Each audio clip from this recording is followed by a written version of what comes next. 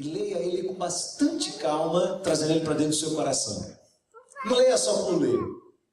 Caia em cima das palavras dele e deixe que elas caiam dentro do seu coração também. Tá bom? Vamos lá. Bem-aventurado é o homem que não anda segundo o conselho dos ímpios, nem se detém no caminho dos pecadores, nem se assenta na roda dos escarnecedores. Antes tem o seu prazer na lei do Senhor, e na sua lei medita de dia e de noite. Pois será como árvore plantada junto a ribeiros de água, a qual dá o seu fruto no tempo certo, cujas folhas não caem, e tudo quanto fizer prosperará. Não são assim os ímpios, mas são como a moinha que o vento espalha. Por isso os ímpios não subsistirão no juízo, nem os pecadores na congregação dos justos, porque o Senhor conhece o caminho dos justos, porém o caminho dos ímpios perecerá. Esse salmo fala por si mesmo, não é? Ele é considerado como um salmo da prosperidade. Prosperidade é um assunto temeroso para se falar bem de igrejas hoje. Nessa explosão de evangélicos no Brasil, amanhã eu quero falar um pouquinho sobre isso, nessa grande explosão, da chamada explosão evangélica, muita coisa tem vindo à tona e infelizmente o que vem à tona não é uma coisa assim tão agradável e tão coerente com o que a gente chama de evangelho. Mas fala-se muito em prosperidade. Não obstante se fale de uma perspectiva, na minha visão, muito errada do que é prosperidade, esse salmo está falando de prosperidade. Esse salmo diz que aquele que teme ao Senhor, ele dá fruto no tempo certo, as folhas não caem, e tudo quanto fizer, prosperará. Você pretende ser uma pessoa próspera na sua vida? Então o tema de hoje à noite vai gerar em torno disso. Eu quero conversar um pouco com vocês sobre deixando cair a máscara do menino bem-sucedido, ou da menina bem-sucedida. Ok? Estranhamente, eu vou usar um texto aqui que você vai dizer, não estou entendendo nada. Tem nada a ver uma coisa com a outra. Mateus 26, 49. Então eu queria que qualquer pessoa aqui abrisse o texto e lesse esse texto bem alto para a gente. Mateus 26, 49. Mateus 26, 49. Quem vai ler aí? Dirigindo-se imediatamente a Jesus, Judas disse: Salve-me, mestre. O beijou. Opa, será que a gente leu o texto errado? O que tem a ver Judas com essa história toda? Judas dirige-se a Jesus e diz: Salve, mestre. Ninguém cumprimenta ninguém hoje dizendo salve fulano, né? Mas como é que você cumprimenta as pessoas? O que é que você diz? Salve. E aí, meu? Beleza. E quando é uma pessoa muito querida, o que você diz? Quando é uma pessoa muito querida, assim, muito amada, o que você diz? E aí, meu querido? Como é? Imagina você que Judas chega para Jesus e usa a expressão mais carinhosa possível. Aí, mestre. E dá um beijo em Jesus. Pilantra o cara. O camarada chega e dá um beijo em Jesus. E o beijo é o sinal da traição. É através do beijo que naquele momento escuro, no crepúsculo, no final da tarde, já no começo da noite, ainda escuro, é naquele beijo que os que estão junto com ele, os comparsas, aqueles com os quais ele já combinou anteriormente, vão identificar quem é o cara que tem que ser preso na calada da noite. E eu fico aqui questionando o que é que Judas estava fazendo junto com Jesus durante 3 anos. A Bíblia diz que Judas é o homem escolhido para a perdição, ele é o filho da perdição, ele é o cara que já tinha sido escolhido para isso. E aí vem um monte de confusão por trás dessa questão, porque, poxa, como é que Deus iria formar uma pessoa para enviá-la para o inferno, para levar que essa pessoa fosse perdida? Na verdade, não é bem isso. Eu entendo que há aí um grau bastante interessante da presciência de Deus. Deus já sabia das tendências que iriam habitar o profundo coração de Judas. E ele é o escolhido para trair Jesus, e Deus já sabia disso prescientemente, desde antes da eternidade. O Senhor já sabia quem era esse camarada. Mas eu acho que mais do que isso, a gente nota no coração de Judas alguns sinais que, se nós abrirmos bem esse leque dentro da nossa cabeça, podem nos servir como alerta e podem nos abençoar muito também.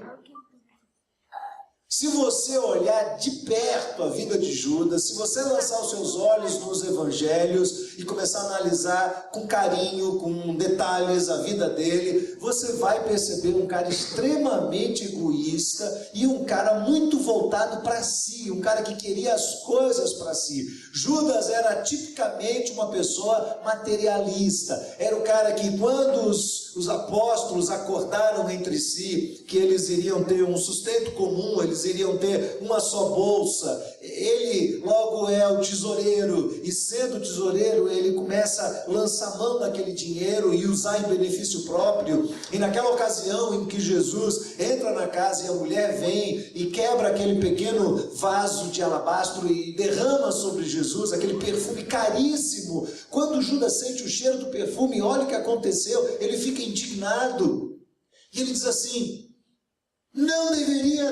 você não devia ter desperdiçado esse perfume todo na cabeça de Jesus.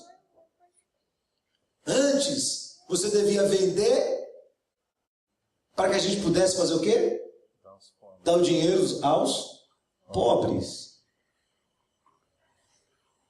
O evangelista faz bem a observação, porque ele era o tesoureiro e segurava o dinheiro consigo. Ele estava interessado nos pobres? Não. Em quem ele estava interessado? Em si mesmo. Ele estava interessado na sua própria prosperidade. Ele estava interessado em obter um benefício próprio, pessoal, para ele. Esse é Judas. Esse é o caráter desse camarada.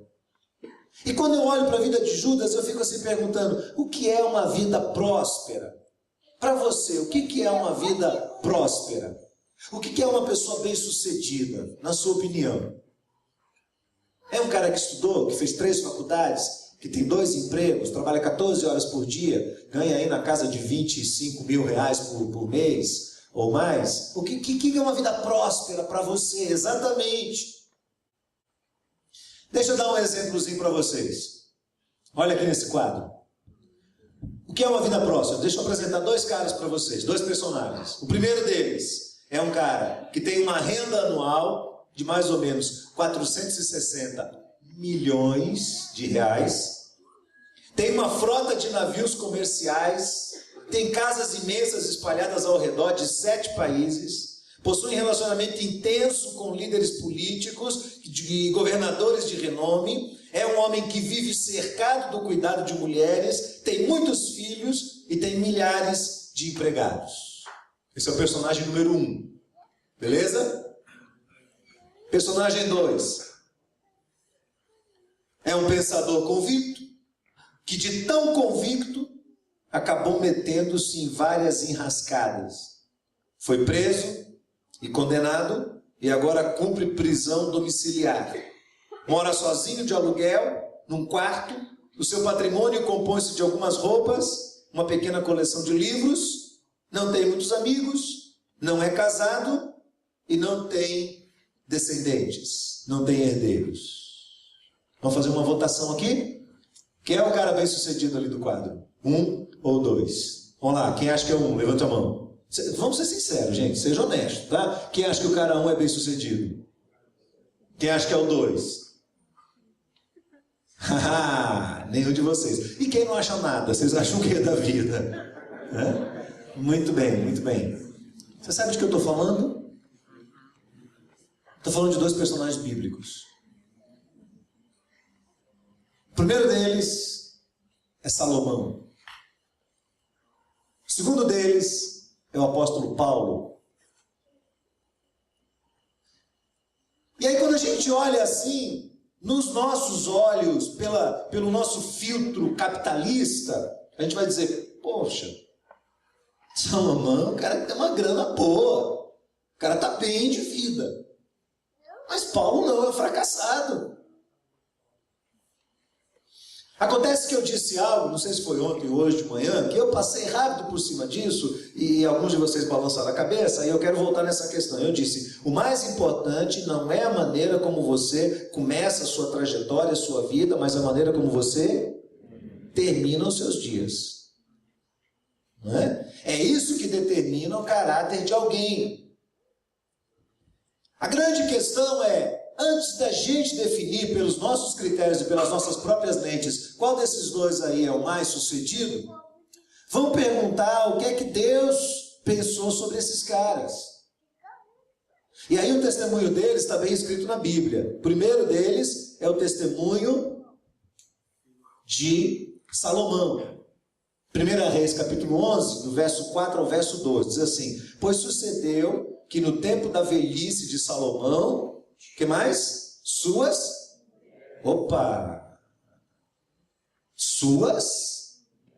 mulheres. Já começou uma coisa estranha aí, não é? Salomão é o homem das 1000 mulheres. Ele teve 300 esposas e 700 concubinas. Você já imaginou o que é o cara ter 1000 mulheres? Imagine você se 700 delas estiverem em crise de TPM. Já imaginou? Era muito comum que os reis tivessem isso. E Salomão conhecia bem a lei de Deus e a orientação de Deus acerca da monogamia. Mas ele entra na onda dos outros reis e ele começa a fazer acordos políticos para tentar ter paz. Salomão não teve um reinado de guerra. A guerra toda sobrou para o pai, Davi. E Salomão não tem guerras. E ele é um diplomata e ele começa a fazer acordos. E nesses acordos políticos se trocavam mulheres e elas iam fazer parte do harém. Isso não significa, sob qualquer hipótese, que Salomão dormiu com as 1000 mulheres. Mas elas estavam no palácio e eram consideradas mulheres do rei, e elas serviam, e elas atendiam, enfim, eram parte do seu harém, elas se compunham no seu harém. E aí o texto diz que essas mulheres fizeram o quê? Pode ler, lê lá. Perverteram o coração. Para quê? Para seguir outros deuses. E o seu coração já não era perfeito para com o Senhor, seu Deus, como foram de Davi, seu pai. Salomão seguiu a Astarete, deusa dos Sidônios, seguiu a Milcom, abominação dos Amonitas, e assim fez Salomão o que era mal aos olhos do Senhor, e não perseverou em seguir como fizera Davi, o seu pai. Nesse tempo, Salomão edificou um altar a Quemós, abominação dos Moabitas, e sobre o monte que está diante de Jerusalém, e a Moleque, abominação dos Amonitas, deuses que o pai dele combateu veementemente, debaixo da ordem de Deus expressa, de que onde eles conquistassem a terra, deveriam expulsar os idólatras. E agora Salomão começa a se associar com eles.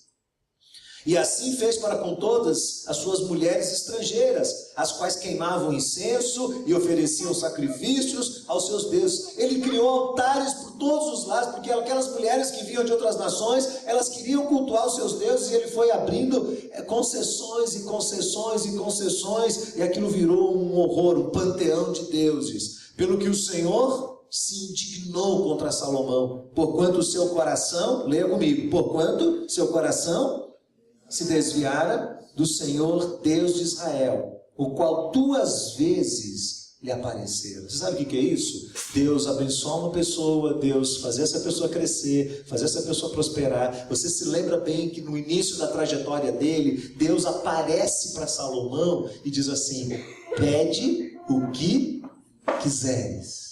Se Deus aparecesse para você hoje e dissesse assim, peça o que você quiser, o que você pediria a Deus? Algumas meninas diriam assim, eu sei o que eu pediria, né? Alguns rapazes, a cabeça ia começar, para que eu vou pedir para Deus? Salomão pediu? Sabedoria. Deus, não quero nada, eu quero sabedoria. E o Senhor diz assim, como você pediu sabedoria, eu vou te dar sabedoria e muito mais coisas. E Deus fez desse homem um dos homens mais ricos que existe. O Senhor lhe apareceu, lhe abençoou, fez prosperar. Mas o coração de Salomão se desviou de Deus. O Senhor lhe ordenara expressamente que não seguisse outros deuses. Ele, porém, não guardou o que o Senhor lhe ordenou. E disse, pois, o Senhor a Salomão, porquanto houve isto em ti, que não guardaste o meu pacto e os meus estatutos que eu te ordenei, certamente rasgarei de ti esse reino e o darei aos teus inimigos, aos teus servos. Contudo, não o farei nos teus dias, por amor de Davi, teu pai. Mas na mão do teu filho eu vou tomar o reino. Não é interessante isso? Que esse cara de uma trajetória assustadora, astronômica, de repente tem uma queda vertiginosa. E o fim da sua vida é narrado de maneira bastante amarga no livro de Eclesiastes. É ali que Salomão mostra assim, como ele correu demais atrás do vento. Agora, quando você pensa sobre Paulo, aparece um outro texto que narra a vida dele. Realmente, Paulo encerrou os seus dias como um preso político, a prisão domiciliar, vigiado, liberdade vigiada e tudo mais. Mas veja o que Paulo fala de si mesmo para Timóteo. Apagou o meu texto, mas tudo bem. Vamos ler lá? Abre lá, ainda bem que vocês têm Bíblia, vocês são tudo crente, então... Abre a Bíblia de vocês aí, Tiago, Timóteo, capítulo 4, 1 Timóteo capítulo 4.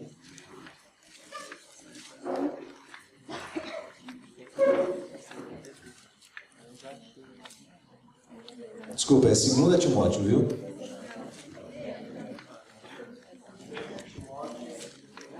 Segunda Timóteo, está escrito primeiro, mas é segundo. 2 Timóteo, capítulo 4.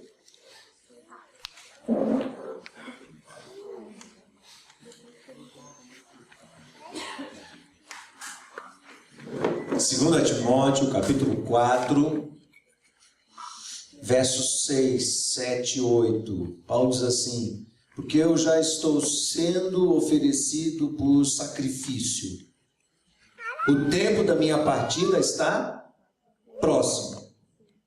Combati o bom combate, terminei a carreira, e o que mais? Guardei a fé. Presta atenção, 3 coisas importantes. Eu lutei, eu encerrei o que comecei, e sobre todas as coisas eu guardei a fé. Você, como eu, tem visto dezenas de pessoas que começam muito bem, combatem uma parte do seu combate, mas elas não encerram o que começaram. E às vezes, lá adiante, alguma coisa faz com que essas pessoas percam a sua fé, como Salomão. E aí Paulo diz assim no verso 8, desde agora a coroa da justiça me está guardada, a qual o Senhor, justo juiz, me dará naquele dia, e não somente a mim, mas também a todos aqueles que amarem a sua vinda. Paulo diz assim, gente, a minha vida foi ótima, eu encerrei os meus dias em paz. Eu estou encerrando os meus dias tranquilo, com consciência de que cumpri o dever, estou em paz, estou aguardando. Lá em Filipenses, Paulo diz assim, porque para mim o viver é Cristo e o morrer é lucro, é festa. Estou pronto para ir embora. Agora eu quero ficar mais um tempo para continuar abençoando vocês. Mas olha, para mim, vivi o que tinha que viver e vivi legal diante de Deus. Esse mesmo Paulo era muito consistente, muito coerente. Ele tinha ensinado Timóteo lá no capítulo 6, do verso 6 ao verso 10. Paulo havia ensinado o seguinte a Timóteo. Veja bem o texto. Grande é a piedade com contentamento.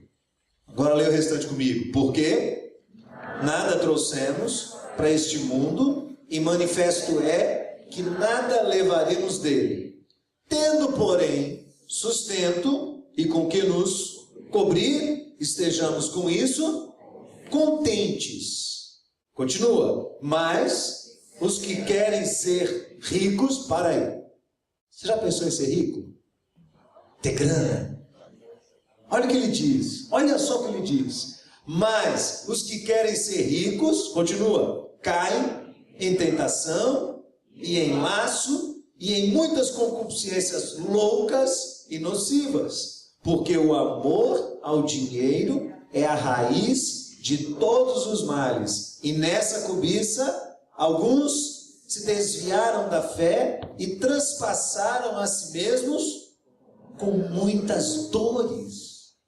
Essa era uma filosofia de vida de Paulo que ele provavelmente extraiu da vivência com Jesus.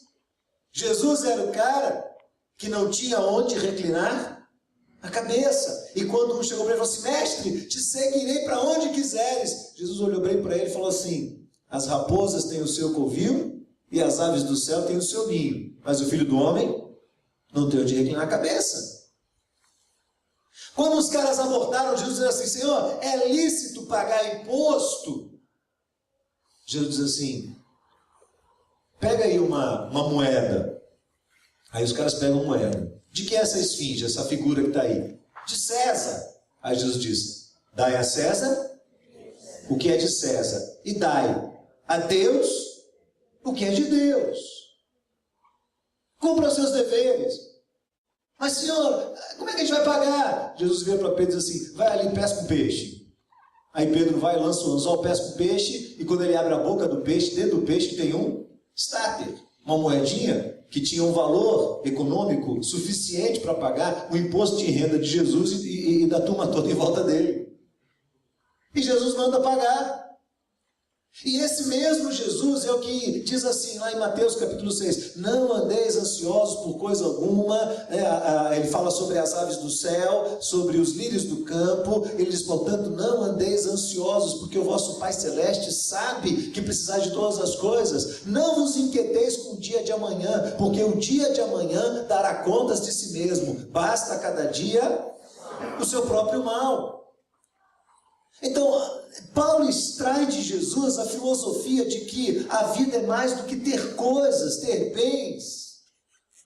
Paulo extrai de Jesus a ideia de que nesse mundo o nosso maior objetivo de vida não tem que ser o conquistar coisas. Agora observe bem como a nossa geração é mergulhada nessa questão do materialismo. A gente trabalha com famílias carentes de pescadores artesanais lá na Bahia. E nós começamos um projeto dentro da ilha de Boipeba, 17 anos atrás, uma creche, e foi muito interessante, porque a gente começou aquela creche pela fé, naquela agonia, muita família miserável. A gente trabalha com muita gente pobre mesmo, miserável, que mora em casinhas pequenininhas, feitas de barro e de galhos de árvore, cobertas às vezes com plástico preto, e a gente atende aquelas famílias numerosas. Nós atendemos uma família lá que a mulher teve 17 crianças. Das 17, 2 haviam morrido, e quando eu conheci a família, eu vi as crianças deitadas no chão puro, sem colchão, sem nada, e nós vimos isso muitas vezes, muito comum isso. E quando a gente começou a trabalhar em Boipeba, que era uma das ilhas que a gente trabalhava lá no litoral da Bahia, com pouco tempo o turismo começou a ir para Boipeba, começou a chegar no local. Boipeba é considerado como um Caribe da Bahia, é um lugar de praias lindíssimas, um lugar de natureza assim, extraordinária, e as pessoas começaram a ir para lá. A Petrobras descobriu um campo de petróleo, começou a extrair, mandou royalties para o município começou a trazer melhorias, então a coisa começou a crescer. Aí sabe o que aconteceu? Nós começamos a ver alguns daqueles menininhos da nossa creche, que andavam com a gente lá de 3, 4, 5 anos, que a gente cuidava deles, dava comida para eles. A gente começou a ver eles andando pela vila. E aí alguns desses meninos não queriam mais vestir bermudas comuns. Eles queriam vestir bermudas da Billabong. E eles queriam vestir camiseta da Mormai. E esses meninos miseráveis que a gente atendia nas ilhas, começaram a andar, pasme, de celular na mão. E essa fissura por fazer o que o turista fazia e ter o que o turista tem, introduziu muitos desses meninos no mundo das drogas. Porque eles se tornaram aviãozinhos. Você sabe quem é um aviãozinho? Alguém não sabe aqui? Hã? Aviãozinho é um menino que é usado como traficante. Ele é a extensão do traficante. Ele é usado para poder levar a droga sem que a polícia tenha acesso a ele e possa prendê-lo. Ele é o aviãozinho. E esses meninos andam por lá agora com cabelo de Neymar, bermuda Billabong, camiseta Mormai, celular. E não é qualquer celular, não. Eu quase tomei um susto. Tem um menino desse que vendia, a mãe dele fazia pastel para ele vender na praia. O menino vivia vendendo pastel na praia. Quando um dia desse eu chego lá e vejo um menino com o celular no bolso. Aí eu vou olhar o celular do menino, é um smartphone da Nokia. O menino tinha internet no telefone dele. Você fala assim, você pode achar que é um absurdo, porque todo mundo tem internet. Gente, eu estou falando de gente miserável, que mora em casa, que você olha e fala assim, como é que consegue viver aí dentro? Você passa por aquelas casas, e o cara não tem comida para dar para os filhos, mas ele tem um tremendo de um som, que ele bota as duas caixas acústicas assim na janela, virada para o lado de fora, e fica um vizinho competindo com o outro para ver quem tem o som melhor. O que é isso? É uma tendência ao materialismo, ao querer ter coisas, ao querer forjar uma identidade com base naquilo que você tem e não naquilo que você é. Há uma grande diferença entre ter e ser.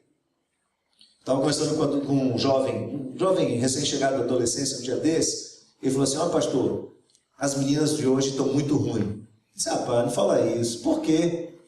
Porque as meninas olham para a gente e elas querem ver o que tipo de marca a gente está vestindo. E se a gente quiser ter entrada no meio das meninas, a gente tem que vestir marca famosa, grife famosa, senão a gente não chega lá. E aí eu achei um absurdo isso. E fui conversar com meu filho tem 16 anos. Falei, filho, é assim? Ele falou, pai, você não sabe nada, pai. É uma loucura, é uma coisa de doido. Se algum aluno chegar na escola e o celular do cara não é smartphone, ele não tem acesso à galera. São umas coisas assim que você fica olhando e fala, meu Deus do céu, o que é que está acontecendo? Ora, isso num mundo materialista como o nosso, em que as pessoas estão do lado de fora vivendo do jeito que querem, angustiadas por essa vaidade, por esse desejo de ser, de mostrar uma imagem daquilo que não é. Quando isso acontece lá fora, tudo bem, mas e quando isso começa a acontecer com pessoas que dizem conhecer o Evangelho? E elas começam a forjar sua imagem pessoal com base no ter coisas. Que bairro você mora? Eu moro em Salvador, num bairro chamado Pernambués. E quando eu digo Pernambués, o pessoal faz, o quê? Você mora no Pernambués? Porque o Pernambués é um bairro em Salvador, é um bairro alto em Salvador, que fica bem na região central, relativamente próximo da rodoviária, e até pouco tempo atrás era conhecido como o bairro dos traficantes, porque tem, no final de linha do Pernambués, uma parte baixa que tem uma favela muito grande, e ali tem muitos traficantes, como Salvador tem várias outras favelas. E aí o pessoal diz assim, como é que você é pastor da Igreja Batista Metropolitana e mora no Pernambués? Deus me deu essa casa no Pernambués, eu a construí quando não era pastor da igreja ainda, construí eu e minha esposa com muito sacrifício, debaixo de muita luta. Deus nos abençoou de maneira extraordinária, a gente não tinha nenhuma condição financeira, nos lançamos a um projeto, começamos a construção daquela casa, não é uma casa muito grande, é uma casa pequena, é um sobrado, mas suficiente para a minha família toda, e nós construímos aquilo debaixo de muito sacrifício, passamos 4 anos construindo e Deus nos abençoou. E eu moro lá, eu moro nessa casa a idade do Lucas, há 16 anos, quando eu mudei para lá o Lucas era bebezinho. E nós moramos nessa casa durante esse período. Quando eu assumi a Metropolitana, 3 anos depois, eu já vivia nessa casa. E a igreja falou assim, você quer morar perto da igreja? Eu disse, não quero, eu moro a mais ou menos 15 minutos de carro da igreja. Eu disse, não, eu quero continuar morando na minha casa, é a minha casa, eu não pago aluguel, eu não pago condomínio, eu não pago nada, é a minha casa. Mas ela, minha casa, fica no Pernambués. Então, de vez em quando, o pessoal fala assim, pastor, você mora onde? Quando o pessoal não me conhece, quem é da minha igreja já me conhece. O pessoal da igreja já sabe que eu não ligo nem um pouco para roupa, eu não estou nem aí com grife, eu não estou nem aí com nada disso, não ligo para essas coisas de jeito nenhum. Não trabalho por salário, Deus é testemunha disso. Se a igreja quiser me pagar o salário, paga. Se não quiser, não paga. Se me mandar embora, mandou. Eu sei de uma coisa, como o Paulo diz naquela música do Logos, quem em Cristo põe a vida tem serviço e profissão. Onde eu for, Deus vai usar a minha vida.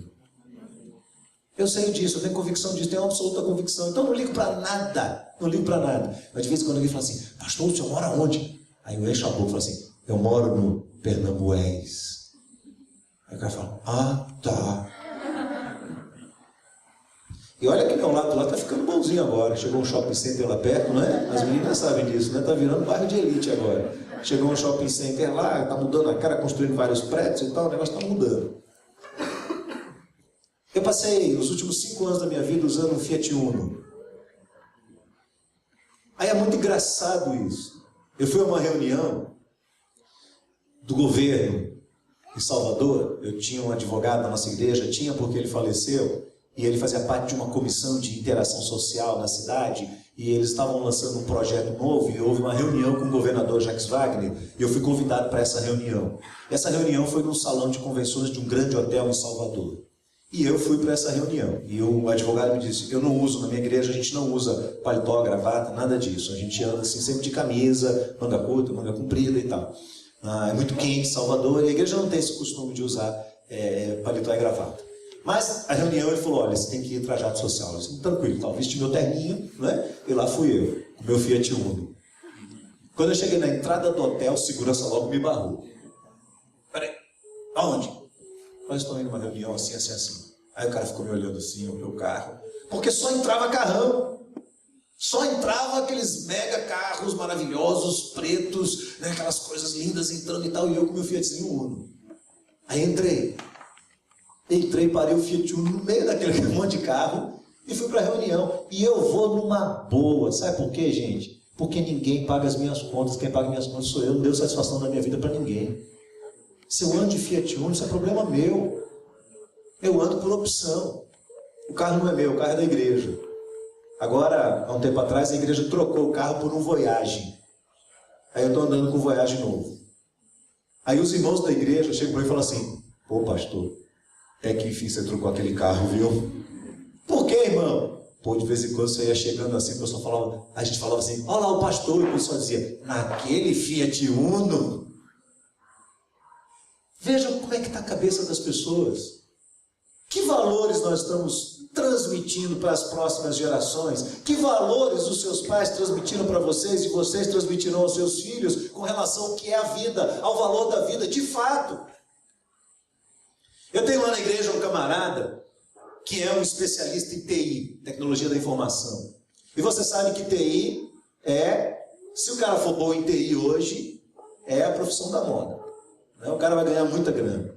E ele montou uma empresa, ele saiu da cidade de Valença, que é uma cidade do litoral sul da Bahia, e fez faculdade em Salvador, casou e se instalou em Salvador e montou uma pequenina empresa de TI. Mas ele é um cara muito inteligente. Então ele começou a avançar, começou a crescer, e aí veio um camarada, fez uma sociedade com ele, e esse cara que fez sociedade para ele trabalhou com esse cara durante uns 4 anos mais ou menos, eles conseguiram a sociedade com outro bambambam aqui de São Paulo.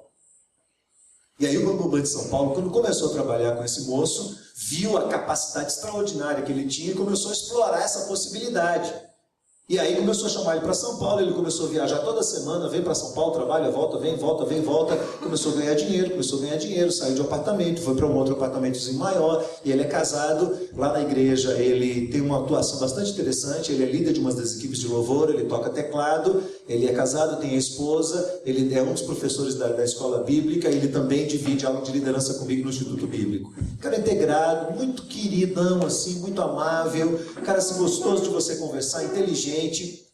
Quando foi agora no final do ano passado, esse cara teve um piripaque terrível. Foi parar no hospital, uma dor de cabeça enorme, uma enxaqueca enorme, e aí ele entrou no hospital e não saía mais, não saía, e eu fui ver, fui conversar com ele, o que está acontecendo, Ele falou assim, pastor, eu não suporto mais a pressão. Eu disse, que pressão, irmão? Diz assim, o cara chegou para mim em São Paulo, falou assim, Cara, sai de Salvador, vem para São Paulo. Quanto é que você ganha lá em Salvador? O salário dele aí gira em torno de, sei lá, uns 25 a 30 mil reais por mês. É o salário dele em Salvador. O cara falou, velho, você vai morrer de fome, cara. Você vai morrer de fome. Vem para cá. Nós vamos dividir aqui o trabalho, eu vou te dar essa e essa área, você vai ficar responsável pelos contratos internacionais, o ganho mínimo seu aí vai ser em torno de 150 a 200 mil por mês. Preço, trabalhar 20, 22 horas por dia. Não tem essa de ficar domingo na sua igreja, não tem essa de ter tempo com sua mulher para passear durante a semana. Cara, você é da empresa, velho. Agora, ó, a empresa vai te dar tudo. Até passagem. Você quer que seu filho conheça a Disney? Nós vamos pagar para você, hotéis internacionais, viagens estrangeiras. Você vai ter tudo, cara. A vida é essa. E aí ele vem trabalhando com esse cara há mais de 2 anos, o cara fazendo pressão em cima dele, pressão. E ele olhando e falando assim, ele olha a vida do cara, o cara não tem vida, o cara tá morrendo por dentro. Pense, um cara cheio do dinheiro que tá morrendo por dentro, o cara que bebe, o cara que fuma desesperado, o cara que não vê o filho dele, há anos que o cara não vê o filho, porque sai, vem, vai, ele não vê o filho, não sabe onde é que tá, o filho mora na mesma casa dele, ele não vê os filhos, não vê a mulher, o casamento já fracassou há muito tempo, já tá vivendo com a 4ª mulher, e assim vai. Aí ele olha para a vida do cara e ele começa a fazer as contas. Foi uma pressão tão grande que esse cara teve uma enxaqueca horrível e foi parar no hospital. Eu disse, cara, por que você está com enxaqueca? Ele falou assim, por uma razão, pastor. Eu decidi no meu coração que eu vou rejeitar a proposta dele. De sair de um salário de 25 mil para um salário de 200 mil. E eu vou rejeitar a proposta. Eu disse, por quê, Edmar? Ele disse, porque não é a vida que eu quero. Eu falei, cara, se você passar fome, eu vou te dar cesta básica. Fique tranquilo, mas eu estou com todo o seu lado. Eu vou te apoiar nessa decisão. Tá interessante que o cara tenha feito uma opção que fuja daquilo que é o convencional. As pessoas estão querendo exatamente isso, estão querendo oportunidades, estão querendo progresso, estão querendo avançar. E ele olha para isso tudo e diz assim, não é isso que eu quero, não. Não é nada disso que eu quero. Aí Paulo diz um negócio interessante. Paulo diz assim, no mesmo capítulo 6 de Timóteo, ele diz assim, manda aos ricos desse mundo que não sejam altivos, soberbos, nem ponham a esperança na incerteza das riquezas, mas em Deus, que abundantemente nos dá todas as coisas para dela gozarmos, que façam o bem, sejam ricos em boas obras, repartam de boa mente, sejam comunicáveis, que entesourem para si mesmos. Aí novamente sumiu o meu negocinho. Faz um assim para mim, querido, eu quero que você...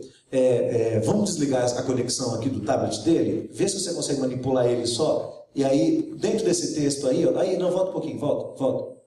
Isso. Depois de mesmos aí, isso, tem uma partezinha que era para ter ficado branco, bota ele amarelo também, bota em branco, isso. Tem mais um pedacinho em cima. Isso. Aí, bota em branco também. Aí, bota ele para rodar aí. Isso. Aí, gente boa, isso aí, é isso aí mesmo. Parabéns. Olha a expressão que ele usa, a expressão mais importante fugiu, né? Olha só que ele diz, que façam o bem, sejam ricos em boas obras, repartam de boa mente, sejam comunicáveis. Gente que se relaciona, gente que tem amigos, gente que tem família, que entesourem para si mesmos um bom fundamento para o futuro. Cara, qual é o melhor fundamento para o futuro? Não é o dinheiro. Não é o dinheiro. Não é a grana. Não é o ter coisas. Para que possam se apoderar da vida eterna.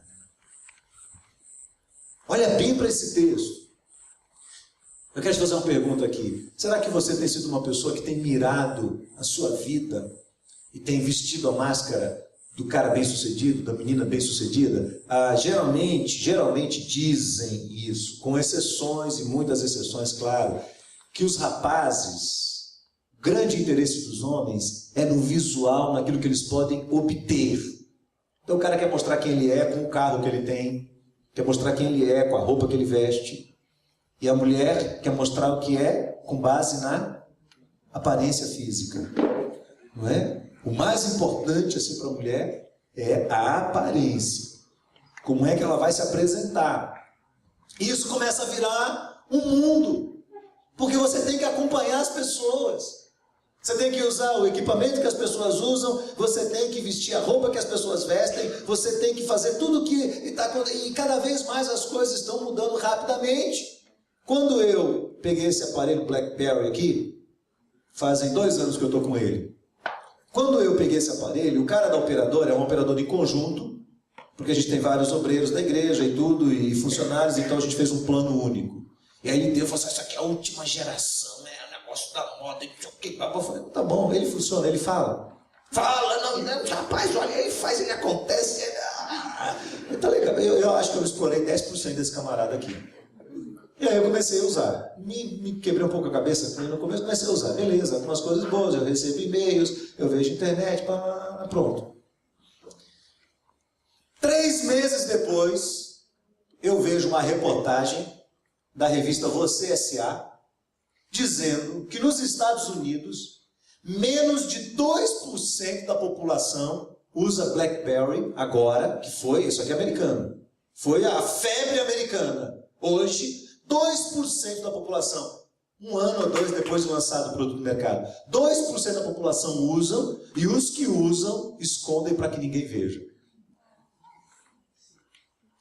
Quando eles jogaram essa reportagem no Brasil, houve uma queda vertiginosa do comércio de BlackBerry. E ele passou, na época, de 800, 900 reais, você acha por aí por 250. E ninguém quer comprar. Sabe o que acontece? Você se dobra esse negócio vira seu Deus. Você começa a viver amarrado nele, já não serve mais, cara, olha para isso. Agora eu vou ter vergonha de andar com BlackBerry, eu não estou nem aí. Eu não estou nem aí porque as pessoas estão pensando.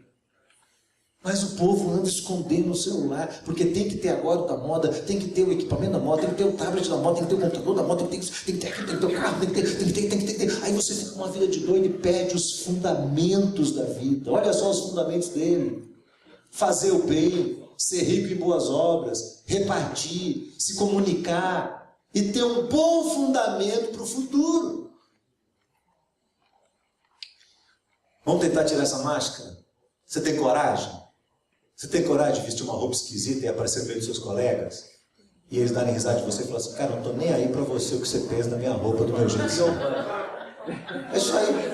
É isso aí, velho. Você sabe o que eu tô falando, não sabe? Ele sabe. Ele sabe. Ele sabe. É isso aí mesmo. É isso aí mesmo. É. Porque as pessoas ficam mirando na aparência física, o que o cara... Gente, não é isso. Você não é o que você está mostrando por fora. Aqueles menininhos da vila que estão andando de bermuda Billabong passam fome, cara. Aquilo é só estereótipo. Muitos deles vão comprar a bermuda Billabong, sabe aonde? Na Feira Aguaia e Feira de Santana. É tudo imitação barata. Mas o menino tem que andar. Menino miserável, numa ilha. E nós, às vezes, fazemos as mesmas coisas. Deixa eu dar umas dicas para você. Vai passando para mim agora, querido, por favor. Alguns conselhos que eu queria passar. Amanhã eu vou fazer uma modificação. É isso mesmo. Primeiro deles. Leia comigo, por favor. Não viva de aparências. Não tenha vergonha do que você verdadeiramente é. Vira para a pessoa que está do seu lado e fala isso aí para ela. Fala a frase inteirinha. Fala para ela.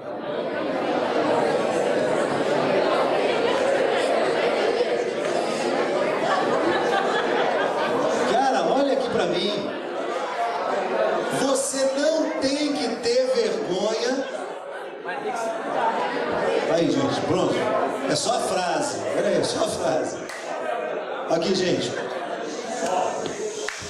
Você não tem que ter vergonha do que você é. Existem pessoas que respaldam sua imagem, sua autoimagem na sua aparência física. E aí, quando você olha para o espelho e o espelho torce o nariz para você, já aconteceu isso? E você amanheceu o dia e olhar para o espelho e falar, ai, ai, ai. Hã? Eu não gosto do meu cabelo, eu não gosto da minha sobrancelha, meu nariz é de batata, minha orelha é de abano, então o cabelo é isso, e o rosto é aquilo, e o corpo é aquilo. E aí você fala assim, cara, eu preciso melhorar. Qual é o estereótipo da mulher bonita hoje? É a mulher que tem a perna torneada, que faz esse e aquele exercício, que botou 300 ml de silicone nos seios, que fez não sei o quê, que fez... Aí você vai se transformando tipo Michael Jackson, né? Aí vira aquele negócio. Cara, seja o que você é, em nome de Jesus, você tem um mundo de oportunidades de Deus na frente de você. Você não tem que centrar sua vida na sua aparência e mostrar alguma coisa para ninguém. Você não precisa disso. Você é amado por Deus. Você foi remido pelo sangue de Jesus. Isso basta. Isso é suficiente. Outra dica legal. Coloca lá pra gente. Viva com o que você tem. Leia lá comigo. Todo mundo junto. Vamos lá? Viva com o que você tem e seja grato por isso. Viva com o que você tem e seja grato por isso. Você não precisa mais do que você tem. Você não precisa ter mais do que você tem. É suficiente. Agradeça a Deus. Que bairro você mora? Como é a sua casa? Que carro você tem? Ou não tem, mas tem um ônibus? Legal, cara. Agradeça a Deus, tem carona, tem uma bicicleta, tem um patins, vai a pé, louvado seja Deus. Meu filho quebrou o pé quinta-feira passada. E a nossa igreja tem um cuidado muito especial com os obreiros todos e paga um plano de saúde para os obreiros. E o nosso plano de saúde, esse plano que a gente paga na igreja, como a gente lutou muito por ele, porque abrange todos os nossos missionários do interior, todos os missionários que trabalham para a nossa igreja, a igreja tem esse plano de saúde para cuidar dos missionários. E aí eu tenho exatamente o mesmo plano que qualquer outro missionário da igreja tem. E nosso plano é enfermaria. E o Lucas quebrou o pé na semana passada, e eu corri com ele para o hospital, e ele foi para lá, e é um hospital grande em Salvador, chamado São Rafael, e eu cheguei 10 horas da noite no hospital, socorrendo o Lucas, e ele entrou, e eu fiz a papelada toda, e não tinha vaga nenhuma, hospital lotadíssimo. Salvador sofre com aquele caos na área de saúde, como todas as grandes cidades do Brasil, e aí ele foi para um local que é um corredor, só que é um corredor assistido, é um bom hospital, e ele foi para aquele corredor. E aí o pessoal da igreja começou a ligar, e aí, ele está onde? Eu falei, não, fique tranquilo. Ele deu a entrada no hospital 10 da noite de quinta-feira, e só conseguiu ser operado sexta-feira, 5 da tarde. Então, ficou com a perna quebrada, imobilizado naquele período todo, mas num local sendo assistido, a enfermeira passando toda hora, vendo o que ele queria, sendo alimentado, soro, tudo direitinho, fazendo exames, tudo certinho, não é? Mas o pessoal ia falar assim, e aí, como é que ele está? Eu falei, tá legal. Tá onde? No hospital. Tá no quarto? Não. Tá no corredor. O quê? Entrou na justiça! É um absurdo! Isso que... Gente, o cara tá bem lá. Ele tá legal, ele tá bem assistido. Ele não está no HGE, ele não está no Hospital Roberto Santos, ele não está no Hospital do Estado, ele não está jogado num corredor, ele está bem assistido. A mãe está junto, eu estou junto, fiquem tranquilos, ele está bem, está bem.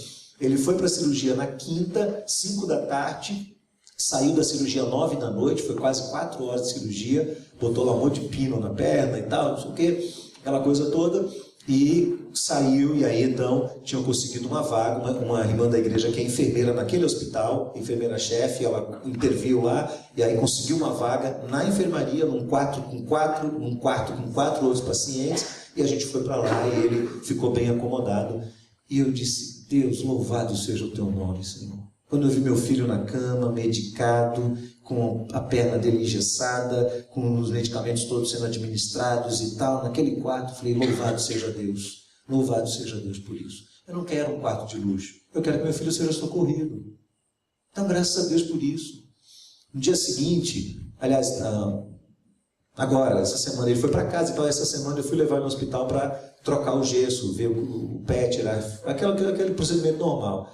E aí foi um transtorno, porque eu cheguei com ele, não pode entrar com o carro lá, eu entrei, e aí o cara falou, você tem que tirar o carro. Eu disse, eu vou descarregar meu filho. Tirei ele, coloquei na cadeira de rodas, deixei ele na porta do hospital e saí com o carro para ir para o estacionamento, que é do outro lado da avenida. Quando eu dei a volta, que foi entrar no estacionamento, parou na fila do estacionamento, fiquei 40 minutos parado na fila. 40 minutos. E preocupado com ele, porque ele ficou na porta do hospital. Meu Deus do céu, a consulta marcada para 10 horas, eu cheguei lá na porta do estacionamento 20 para as 10 e saí de dentro do estacionamento 10h20. Saí correndo, consegui pegá-lo e tal, levou, ele fez todo o cuidado dele e tal, aquela coisa toda. Saímos de lá quase 3 da tarde. Eu fiz o mesmo procedimento, fui no estacionamento, deixei ele na porta do hospital, fui no estacionamento, peguei o carro, voltei, carreguei ele, e ele é grandão, ele é maior do que eu, pesado, né? Eu estou fazendo minha coluna sofrer aqui. Ainda bem que eu corro, que tenho atividade física, senão agora, né, nesse período que meu filho está agora, eu estava frito. Peguei esse menino, botei no carro com todo carinho, na parte de trás, cuidando da perna, ajeita, ajusta e tal, fechei a porta e fui. E no carro eu disse assim: filho, eu vi uma cena agora que me partiu o coração. Eu disse: o que foi, pai? Quando eu dei a volta com o carro e estava entrando já na portaria principal do hospital, tem um ponto de ônibus bem em frente. E eu vi uma senhora que estava com a perna quebrada igual meu filho, e ela estava lá dentro, quando eu estava sendo atendido, ela estava lá, era uma das pessoas que estava sendo atendida. E aí eu vi o drama das pessoas. Eu estou acompanhando meu filho agora nesse processo, eu estou vendo o drama que é. Você andar, se arrastando, não pode pôr o pé no chão, aquela dor, aquela coisa, cadeira de roda, muleta, aquela coisa. Essa mulher foi atendida, saiu de muletas e foi para o ponto de ônibus, sozinha, para ir embora para casa. Sabe o que é isso? E eu passei e vi aquela senhora, dei uma pena dela. Caramba, e peguei meu filho, quando eu saí ela não estava mais, pegou um ônibus, foi para casa de ônibus. Eu disse para meu filho: louvado seja Deus pelo que Deus tem dado a gente. Olha só, você está dentro de um carro, não é? Com a perna para cima, sendo cuidado, totalmente paparicado, as meninas todas lá indo visitar ele, né? Só pode entrar duas pessoas por vez. Teve um dia que eles pularam lá a entrada do hospital, entraram 12 meninas. 12. Aí a enfermeira-chefe foi lá e botou todo mundo para fora. Deu uma bronca em todo mundo, botou todo mundo para fora. Mas o cuidado da igreja, o cuidado da família, isso tudo. Mas eu vou dizer uma coisa para vocês. Meu filho passou por uma tentação nesse processo. Quando ele estava lá, internado na enfermaria, ele falou assim para a mãe: mãe, eu vou ficar nesse quarto com outras pessoas, o que é que os meus amigos vão dizer quando me virem aqui? Você está entendendo? Você está entendendo o que eu estou falando para você? O que é a pressão de você viver debaixo do materialismo? Eu disse a ele: filho, sabe o que você vai dizer para os seus colegas? Você vai dizer: graças a Deus, porque eu tenho um plano de saúde que me possibilita estar aqui, nessa enfermaria. Gente, abre o seu coração, fica atento para isso, viva com o que você tem, agradeça a Deus por tudo que você tem, pelos pais que você tem, pela casa que você mora, pelo seu nível social, pelas oportunidades que Deus lhe deu, tudo. Agradeça a Deus por todas as coisas, você vai viver muito melhor. Outra dica importante aqui, eu já estou acabando. Desperte o seu coração para a generosidade, para as boas obras, como Paulo falou no texto anterior.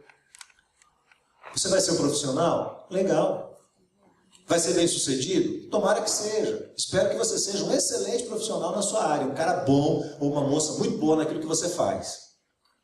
Agora põe no seu coração desde cedo uma coisa: a vida não é para ganhar dinheiro.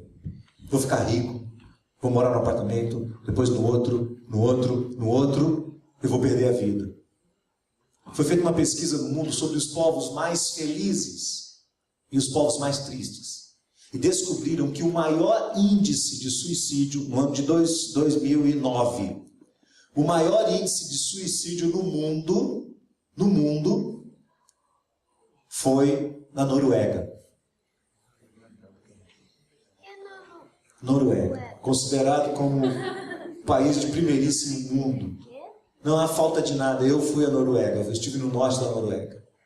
É fantástico. Eu visitei a Suécia, eu visitei aquela região. Aquilo é espetacular. Não tem miserável em lugar nenhum. As pessoas têm tudo o que elas precisam. É o lugar onde as pessoas mais se matam. Paradoxalmente, o país de menor índice de suicídio, Gana, na África. Entre os povos tribais. Não é interessante?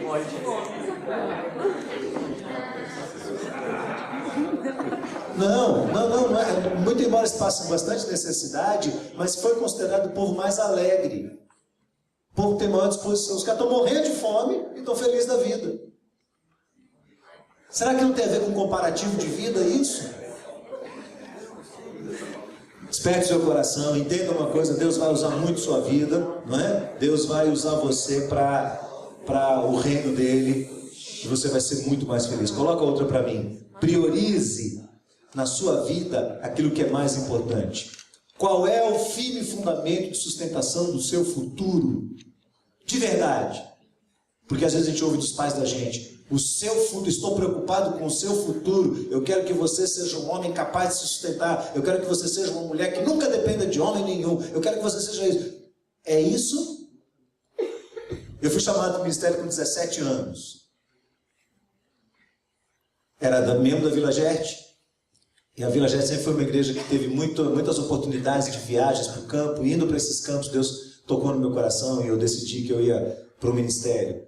E quando eu cheguei para meu pai, disse: pai, eu quero deixar tudo. Eu trabalhava desde os 15 anos, eu trabalhava, estudava fora e estava fazendo curso de administração de empresas. E disse ao meu pai: eu quero ir para o ministério. Meu pai falou: não, isso não vai te dar futuro. Você tem certeza que você quer isso? E foi uma guerra. Eu passei quase 6 meses negociando com meu pai, até que meu pai entendesse e aceitasse a minha ida para o ministério. E eu fui.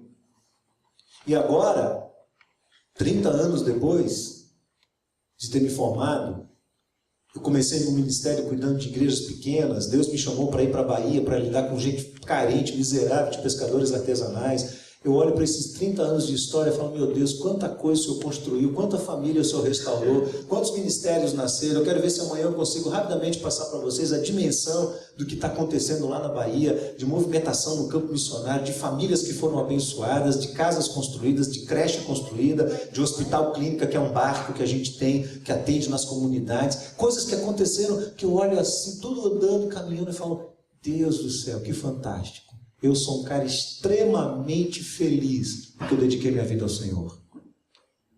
Eu nunca tive desejo de ser rico. Eu tenho o suficiente para a minha vida. Eu moro numa casa, minha casa é relativamente simples. Os meus filhos são econômicos, não são gastões. Eu procuro ensinar isso para eles. A gente vive uma vida extremamente modesta. Louvado seja Deus por isso. Mas o que Deus já fez com minha vida, com a vida da minha esposa, naquele estado, você não tem ideia. Você não tem ideia do que Deus já fez. Olha o que você quer para o seu futuro. Você quer ganhar um monte de dinheiro? Morar no belo de um apartamento? E só? Você vai para onde com isso? Vai fazer o quê? Não é? E por último mesmo, invista totalmente a sua vida no reino de Deus. Queria que você abaixasse a sua cabeça agora. Queria que você perguntasse para Deus assim: Deus, será que eu tenho vestido um pouco essa máscara da aparência? Do menino bem-sucedido, da menina bem-sucedida? Será que eu tenho tentado ser esse negócio aí? Será que eu estou perdendo valores da vida? Será que eu estou invertendo possibilidades e prioridades na vida? Será que eu estou achando que a vida é isso? Eu não estou dizendo que você tem que parar de trabalhar, tem que virar pastor, nem missionário. Pelo amor de Deus, não é isso que eu estou dizendo. Deus abençoe se alguém aqui virar pastor ou missionário, vai ser uma bênção. Mas não é isso que eu estou dizendo aqui hoje. Eu estou dizendo para você que você pode ser um grande profissional e ter um coração voltado para Deus, generoso, para abençoar outras famílias, para estender sua mão e toda a sua habilidade para o reino de Deus e ser uma bênção. Mas eu estou dizendo que você corre o risco também de se tornar uma pessoa ensimesmada, fechada, materialista, vivendo no seu mundo, vivendo no seu status quo, vivendo na sua vida, desculpa a expressão, medíocre, fechado em si mesmo, sem sentido, causando uma guerra profunda no seu coração, vivendo em conflito com a sua mulher, não tendo amigos de verdade para partilhar sua vida. Eu digo para você, isso não vale a pena. Então está na hora de rever valores. Está na hora de você parar e pensar assim: para que eu preciso disso? Por que eu tenho que vestir esse tipo de roupa? Por que tem que ter uma marca? Por que tem que ser assim? Por que tem que ser de outro jeito? Não tem que ser assim. Eu posso ser diferente. Eu quero ser grato a Deus por tudo que eu tenho, por tudo que eu sou. Eu quero ser grato a Deus. Você quer orar?